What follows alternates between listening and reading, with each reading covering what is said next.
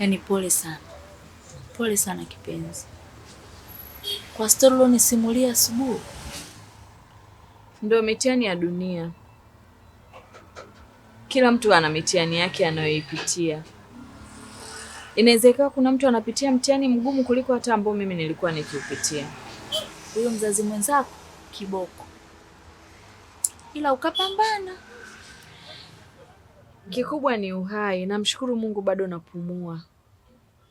Ya, ni kweli kabisa. Sasa mimi nilikuwa nafikiria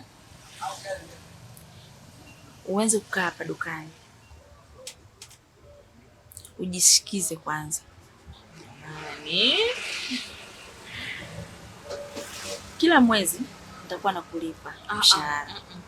Hamna shida, acha usinilipe. Mimi nitakuwa tu nakusaidia kukaa hapa dukani. Mambo ya malipo achana nayo. Sijali.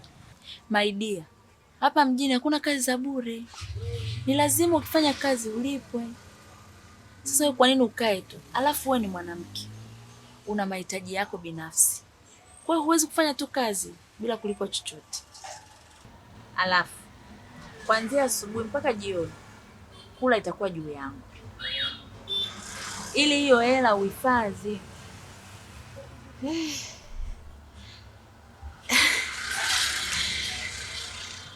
Nakushukuru sana. Sana. Mungu wangu wa mbinguni atakulipa katika hili. Ubarikiwe mno.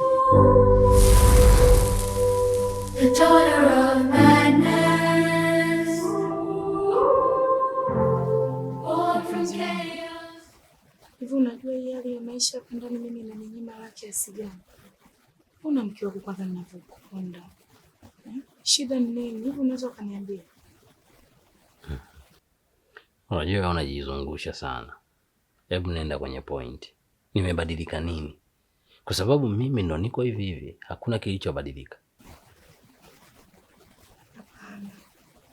Yaani kwamba kwa nini unarudi nyumbani asubuhi? Ukirudi umelewa, hatukai pamoja kama hivi. Ukirudi saa ingine unanijia na wanawake. Ina maana labda kama kuna kosa lolote nimekukosea. Sisi wanawake nyinyi wanaume ndio mnatujua. Kama nimekosea na ni mkaidi, nipige tu hata kidogo. Nitajirekebisha kosa langu. Lakini usiona nifanyia tu vituko hivi hivi. Sasa hapo ndo nimebadilika nini sasa? Mbona mimi hiyo ndo tabia yangu, labda hujanizoea tu. Ishu ya wanawake kulewa sijui ndo vitu vyangu. Yaani mimi kukaa na mwanamke tu mmoja tumeganana kama kupe siwezi. Haya mapenzi ya hivyo sina, uzunguo sijaufikia kwa kweli. Mimi napenda heka. Nakuwa na huyu unachachuka kidogo, unabadilisha ladha. Yazoea kabisa. Kwa hiyo kama ni mabadiliko hayo unayazungumzia, ongelea kitu kingine, lakini kama ni hicho umeshaanza kunijua. Utanijua tu zaidi. Sababu pia mimi nina kinyaa.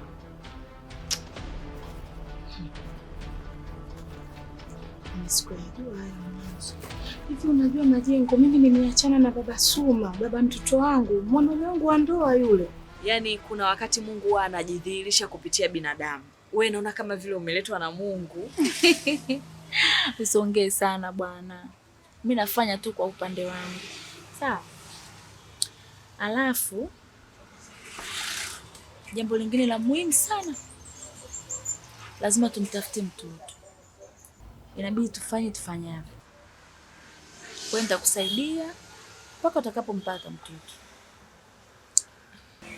Nashindwa kuelezea na kushukuru kiasi gani. Sijui naweza kutamka neno gani likamaanisha hiki ambacho nakifikiria. Mungu akubariki sana. Wala usijali. Yaani kuna wakati Mungu anajidhihirisha kupitia binadamu wenzetu. Mimi naona kabisa wewe umeletwa na Mungu kwangu. Nakushukuru sana. Usijali. Tunaweza tukampata? Ndiyo, kwani tusimpate? Tutajitahidi kadri tuwezavyo tumpate mtoto. Naamini nitakuwa nimekamilisha furaha yangu. Itakamilika. Asante kwa gauni pia, limenipendeza. Kweli umelipenda? Sana, ni zuri sana. Si unaona hata wewe mwenyewe limenikaa vizuri. Na sikujua hata kama litakutosha. Limenitosha. Nimelipenda. Sawa. Aya, kuna mteja alilipia nguo 4 lakini amesema atakuja kuchukua kesho. Nimemwacha nimekuja kuishi na wafu na niongelea maneno ya shombo kama hivi. Shida ni nini lakini? Mimi nilikutuma. Ni lini mimi na wewe tulikaa tukakubaliana sasa muache mume wako uje uishi kwangu? Ni lini? Si shobo zako hizo. Mwanamke usiyejielewa, usijitambua. Mume wako kashuka kidogo tu kiuchumi umemwacha. Sasa kama umeweza kumwacha mwanaume wako uliyezaa naye na umefunga naye ndoa, utashindwa kuja kuniacha mimi kwa sababu ya mwanaume mwingine? Mimi hicho ndio kimenishindaga kabisa kukaa na wanawake. Na ndio maana nabadilisha wanawake ili siwezi mimi.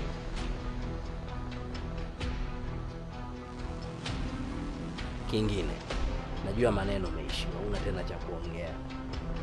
Ukiona umechoka kukaa hapa, huu muda ninaokuhifadhi hapo, ukiona umeshindwa sasa na matukio yangu yamekushinda, nenda. Ajabu.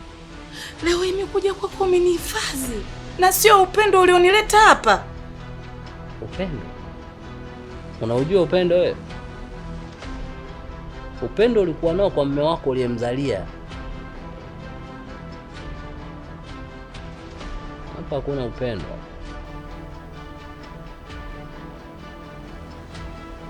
Yaani mtu nimekupiga vitu vidogo tu, umeanza kujifanya kuwa mama mjengo, sasa unaanza kushauri eti sijui nini na nini. Usiniangalie hivyo mimi.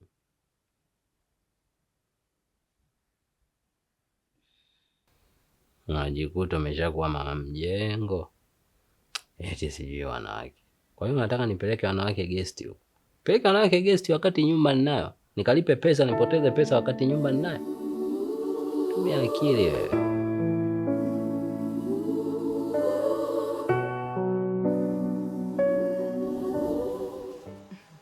Mfanyie tu discount. Kwani sasa amesema anachukua kuanzia 5?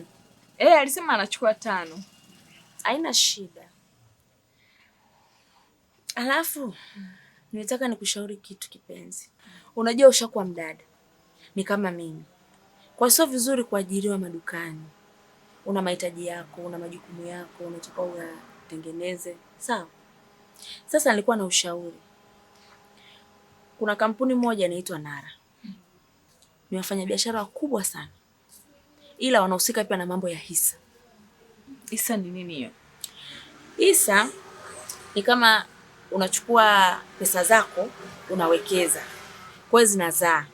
Kila baada ya mwezi unapokea. Inategemea sasa umewekeza kiasi gani, kwa asilimia ngapi. Sawa? Sasa wewe pesa zako ambazo umetunza kwa miezi yote, nilikuwa na shauri uende ukaziwekeze pale. Wanaanzia 5%. Ukifika 20%, huwa unapata milioni 4 kila mwezi. Na sio kwamba eti labda unapata milioni 4 kwamba ile pesa ambayo umewekeza haipo. Hapana. Ipo. Hata ukiamua kuiacha iendelee kuzaa, usifanye chochote, usitoe, pesa zako utazikuta. Hata zifike milioni 30, milioni 50, pesa zako zipo. Na zile ambazo uliwekeza zipo. Yaani hiyo mbona nzuri sana. Yaani naweka hela, si ndio? Alafu nikiweka hela nieleweshe vizuri. Yaani naweka pesa. Alafu nikiweka pesa kuna pesa ambayo mimi inaingia kwangu kila mwezi. Na ile niloweka bado iko vile vile. Bado iko vile vile, na maana nikakwambia ukifikisha 20%, kila mwezi milioni 4 unapata. Yaani hisa zako wewe zikifika 20%, kila mwezi milioni 4 unapata. Hiyo nzuri, milioni 4 kwa mwezi. Kwa miezi miwili si milioni 8 hiyo. Ushafanya biashara yako dia. Sasa na hapa dukani nani atakuwa anakusaidia? Usijali. Utapata mtu au na mimi nitakaa kwa muda mfupi nitatafuta, lakini na uendelee. Sawa? Basi hamna shida. Mimi nimekubali. Kwa sababu ndio uendelee. Sawa kipenzi changu? Hamna shida, asante pia kwa ushauri wako. Nashukuru sana, nimeuelewa, nimekubali na nimepokea. Nakusubiri tu wewe unipe huo mwongozo. Lini tunaweza tukaanza? Hamna shida. Kila kitu kipo sawa. Maadamu umekubali, basi. Baba, kwani hauna hela? Ndio nazitafuta mwanangu. Zitakuwepo nyingi.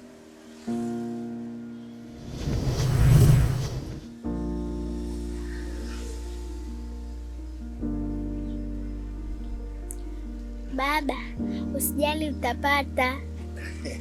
Sawa mwanangu.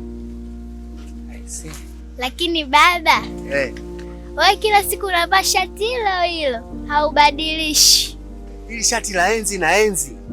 Hili shati alinipaga babu yangu kipindi hicho.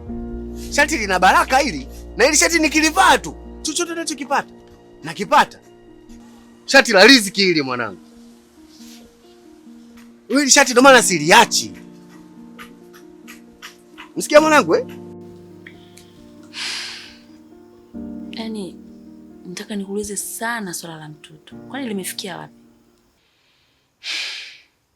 Hata sielewi.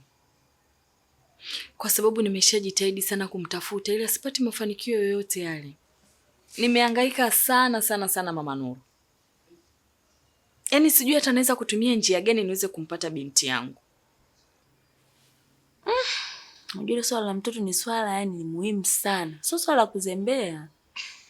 Alafu au tufanye nini? Tuchapishe picha zake kwenye mitandao ya kijamii. Tuone itakuwaje. Wewe unaliwazaje? Wazo lako ni nzuri sana na mimi pia nilifikiria. Lakini wewe mimi sije kupiga picha na mtoto wangu hata siku moja. Ilikuwa ikitokea bahati nikapata hata shilingi 1000. Nafikiria binti yangu wale. Maisha yangu yalikuwa kuna wakati na siku 2 nzima mfululizo siri mtoto anashindia uji. Nimeishi maisha magumu.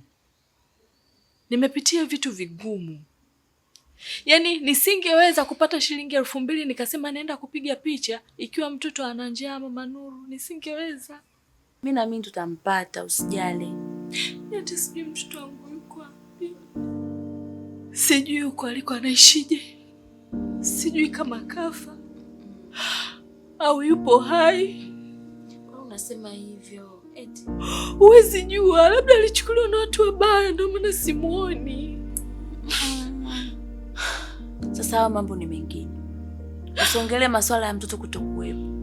Hapa tunatafuta kila njia ili tumpate. Sawa? Tumkabidhi Mungu ili swala. Mimi na mimi tutampata. Sasa unavyoweka mambo sio ya kifo, sijui nini. Usifanye hivyo, sawa? Yule mtoto alikuwa faraja yangu Mama Nuru. Alikuwa ni mtoto mdogo sana lakini alikuwa ana uelewa mkubwa mno.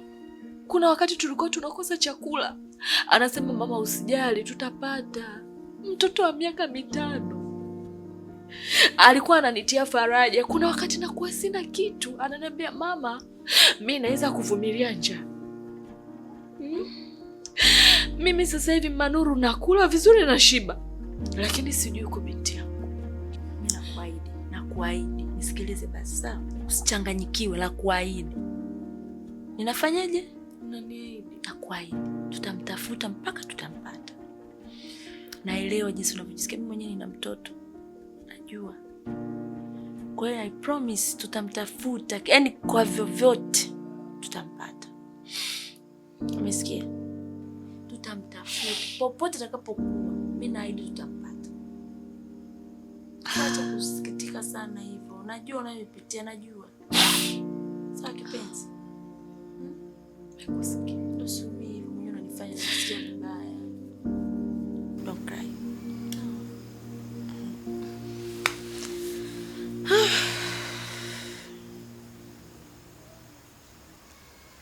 Walimwambia binti hawezi, wakamcheka binti wakamdharau, lakini ndani ya binti kuna moto wa kubadilisha kesho. Binti, simama imara. Binti, dunia kikataa. Binti, macho juu angani. Binti wa korokoroni leo na kuhadithi. Binti, usiogope. sana.